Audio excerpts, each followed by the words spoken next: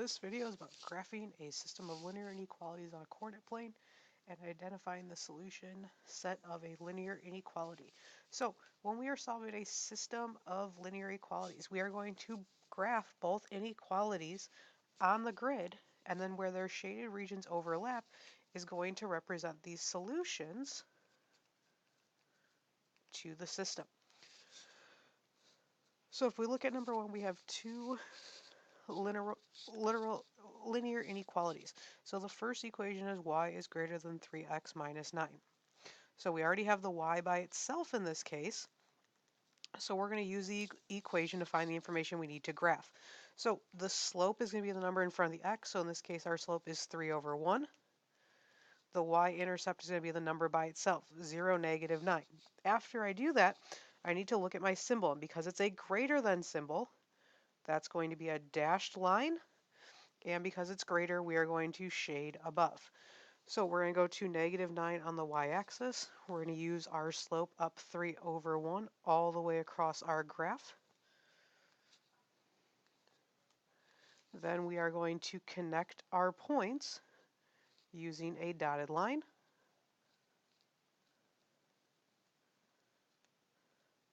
Making sure we add arrows at the end. Then because it's a greater, we are going to shade above.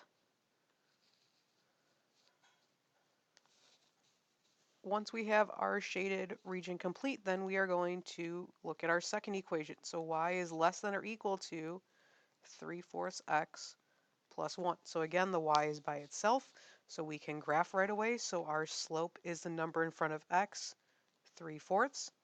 Our y-intercept is the number by itself, so 0, 1. Because we have a less than or equal to, because of that bar underneath our inequality sign, this is going to be a solid line, and we are going to shade below. So when we go to graph, we're going to start at 1 on the y-axis. We're going to go up 3 over 4 all the way across our graph, and then go the other direction, we can go down 3 and left 4. So we have multiple points. Then we're going to connect them in a solid line.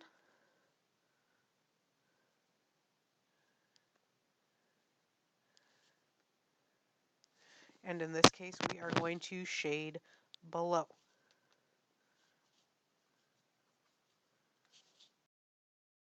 Now that we have our shaded region, we're going to look and see if something is a solution.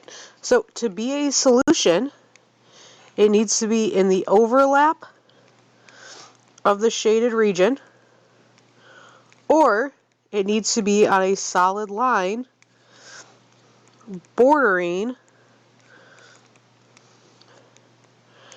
the shaded region.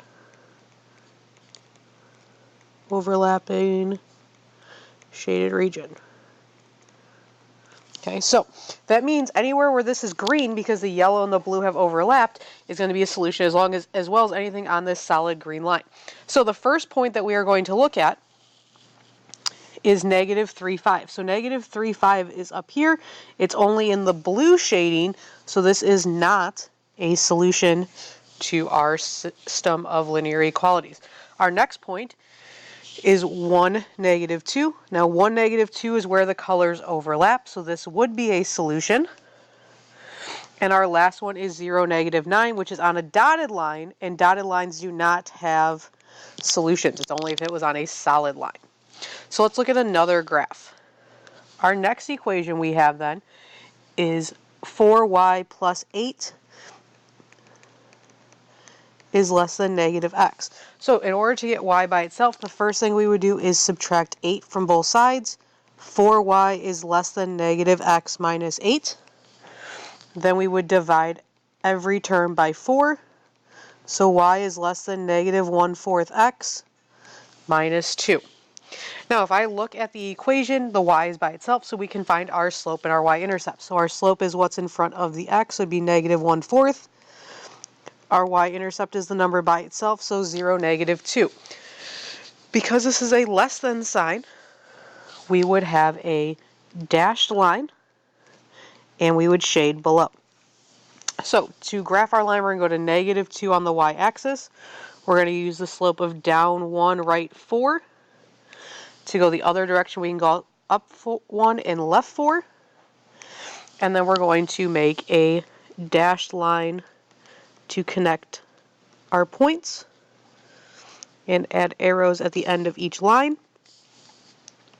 And then we are going to shade below our line. The next equation to look at then is negative 3y is greater than x minus 9. So to get y by itself, we're going to divide every term by negative 3. Remember, when you divide by a negative, you need to flip your inequality symbol. So we have y is less than negative 1/3 x plus 3. So based on this equation, our slope is going to be negative 1/3. Our b value is going to be 0.3. Because it's a less than, we're going to have a dashed line, and we're going to shade below. So we're going to start at 3 on the y-axis. We're going to go down 1, right 3 across our graph. We're also going to go up 1, left 3 across our graph.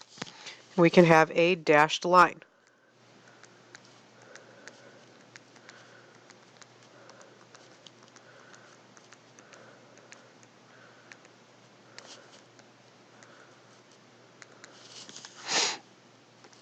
Then we are going to shade below our line.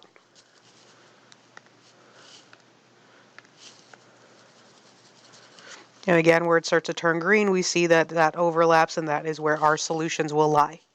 So our first point to determine is a solution is negative 3, negative 7. This is in the overlapping shaded region, so this would be a solution. Our next point is 0, negative 2. That's on the dotted line, so that is not a solution. And our third point is 3, 1. While it's in the yellow shaded region, it's not in the overlapping shaded region, so this is also not a solution.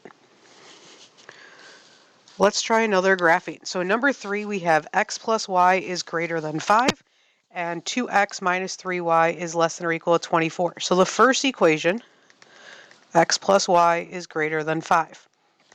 In order to get y by itself, we're going to subtract x from both sides. So y is greater than negative x plus 5.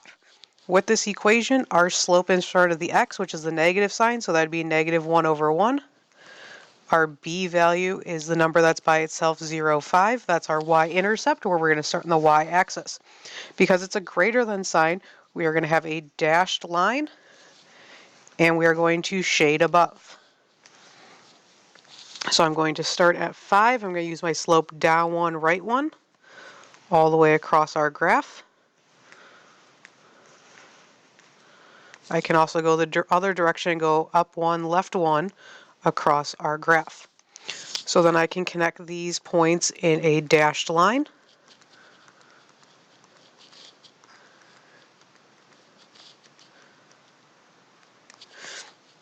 And I'm going to shade above. Our second equation is 2x minus 3y is less than or equal to 24. So in order to get y by itself, we're going to subtract 2x from both sides. So negative 3y is less than or equal to 2x plus 24. And then we're going to divide by negative 3. Now, because we divide by a negative, remember that you need to flip your inequality sign. So y is greater than or equal to 2/3 x minus 8. So with this equation, our slope is going to be 2/3. Our y-intercept is going to be 0, negative 8. Because it's a greater than or equal to, we would have a solid line because of the bar underneath it, and we are going to shade above. So when I go to start my graph, I'm going to start at negative 8 on the y-axis, and I'm going to go up 2, right 3 across the graph. I can also go down 2 and left 3. Then it's going to be a solid line to connect our points, arrows at the end of our lines, and we are going to shade above. So again, when we shade above, we start to see where our overlap is going to be for our solutions. In number 4, we have two special equations. We have an x and a y, which are going to be our horizontal and vertical lines. So the first equation is y equal to 5. So y's are always going to be horizontal lines. Because it's a greater than or equal to, it is a solid line, We are going to shade above. So we're going to go to 5 on the y-axis. We're going to draw a solid horizontal line through that point. And then we are going to shade above our line. Our next equation is x is less than 2. So x's are always going to be vertical lines. So if I go to 2, I have a vertical line through there. Then, because there is no bar underneath it, this is going to be a dashed line. Now, with x's, because they're vertical, we don't have an above and below. So we're just going to pay attention to the direction of the inequality. It's pointing to the left, so we are going to shade to the left. So we're going to go 2 on the x-axis. We're going to draw our dashed line through 2. And then we are going to shade to the left of our line. Now we are going to skip down to number 7 and number 8. We're going to determine if an ordered pair is a solution. So we want to figure out, is the solution 8, negative 2 a solution to these inequalities? So for x, we're going to substitute the value in 8 because that's the x coordinate. And for the y, we're going to substitute negative 2. We need to see if it's going to make both of these inequalities true or not. So the first inequality, 2 times 8 minus negative 2, has to be greater than 4. Well, 2 times 8 is 16. And then we have negative times 2, which would be plus 2. Has to be greater than 4. So when we look at this, we get 16 plus 2, which is 18. That's greater than 4.